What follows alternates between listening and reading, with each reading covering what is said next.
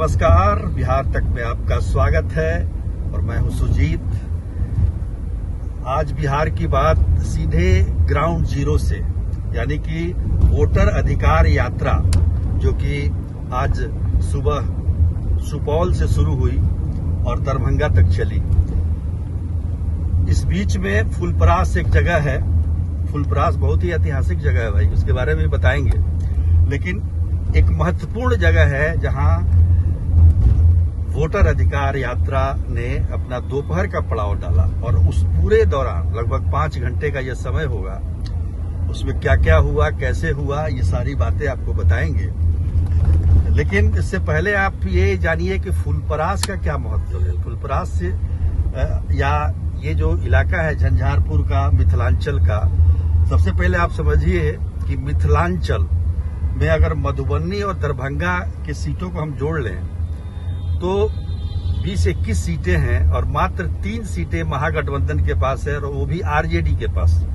तो कितनी खराब स्थिति में महागठबंधन इस क्षेत्र में है, खासतौर पर मिथिलांचल में। मिथिलांचल में कुछ और जिले जुड़ते हैं, लेकिन मुख्य रूप से मिथिलांचल को मधुबनी दरभंगा के रूप में ही देखा जाता है। और यहाँ अपनी जड़ों को मजबूत करना महागठबंधन के लिए, खासतौर पर कांग्रेस के लिए एक बड़ी बात होगी, क्योंकि ये पूरा इलाका, हालांकि पहले की बात करें तो पूरा बिहार ही कुछ इलाकों को छोड़कर कांग्रेस का गढ़ रहा है। ये क्षेत्र और भी ज्यादा गढ़ रहा है मिथिलांचल।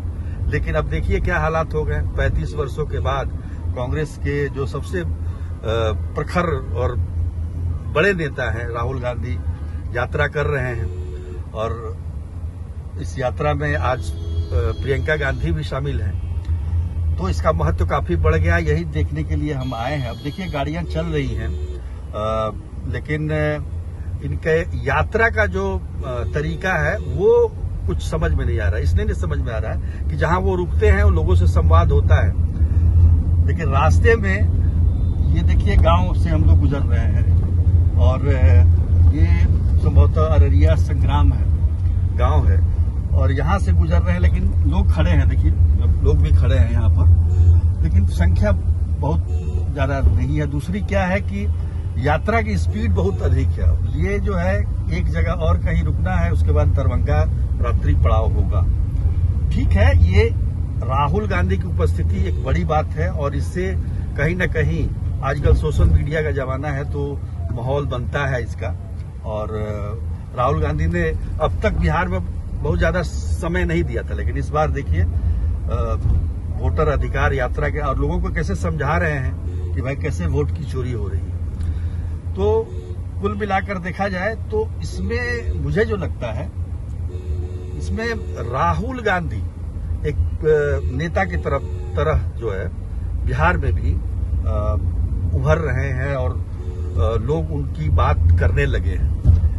हालांकि भारत जोड़ो यात्रा भी उन्होंने की, लेकिन बिहार में बहुत कम हिस्सा पड़ा था उसका।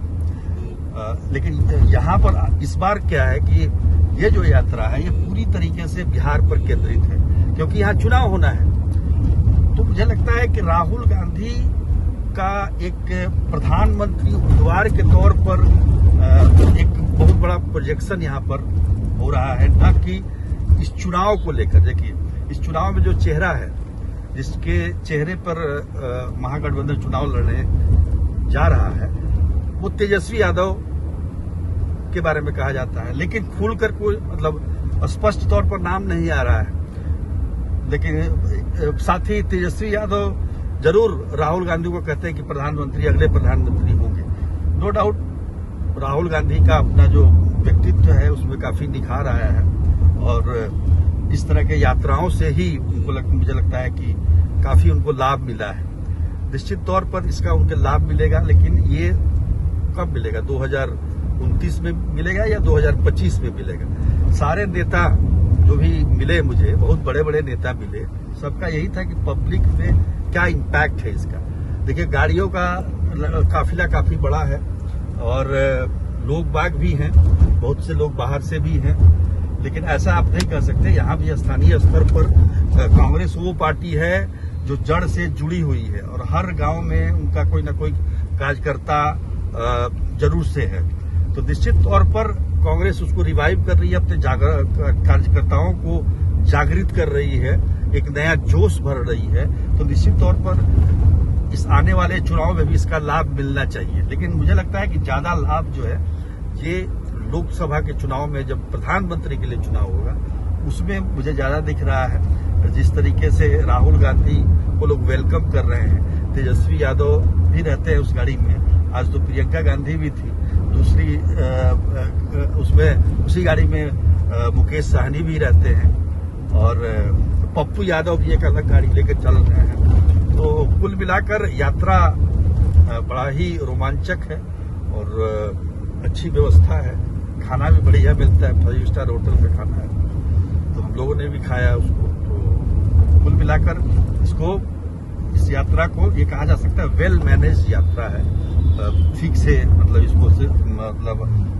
इसका जो है ना यात्रा जो हो रही है उसका व्यवस्था ठीक से है, ठीक ठाक है, बढ़िया है। दूसरी बात, फुलपरास की हम बात कर रहे थे। फुलपरास एक ऐसी जगह है जहां पर 1977 में, इतिहास की बात है ये, जब कर्पूरी ठाकुर पहली बार मुख्यमंत्री बने बिहार के, तो उस समय वो लोकसभा के सदस्य थे, लेकिन वो मुख्यमंत्री बन गए तो उनको विधानसभा का सदस्य बनना था। तो हम कह सकते हैं कि इसी फुलपरास में वो देवेंद्र यादव जब विधायक हुआ करते थे यहाँ से, उन्होंने इस्तीफा दिया, उनकी जगह कर्पूरी ठाकुर ने चुनाव लड़ा। तो ये पूर्व मुख्यमंत्री का एक क्षेत्र भी है। धनिक लाल मंडल जो कि बहुत बड़े सोशलिस्ट थे और बिहार विधानसभा के अध्यक्ष भी रहे इसी फुलपरास से, हरियाणा के राज्यपाल भी हुए धनिक लाल मंडल। तो ऐतिहासिक जगह है, और वैसे तो पूरा मिथिलांचल ही ऐतिहासिक और पौराणिक जगह है, उससे ओतप्रोत है। तो कुल मिलाकर अभी ये काफिला गुजर रहा है, मधुबनी दरभंगा होते हुए ये मुजफ्फरपुर तक पहुंच गया है, और उसके बाद सीतामढ़ी कल, जहां सीता मैया का प्रकाट स्थल है, देखिए पीछे कितनी भीड़ है, तो वहां पर रहेगी ये यात्रा, वोटर अधिकार यात्रा। तो कुल मिलाकर हम कह सकते हैं कि यात्रा जो है वो काफी उत्साहवर्धक है, लेकिन ये वोट में कितना तब्दील हुआ ये देखना होगा। तो आज के लिए इतना ही, तब तक के लिए नमस्कार।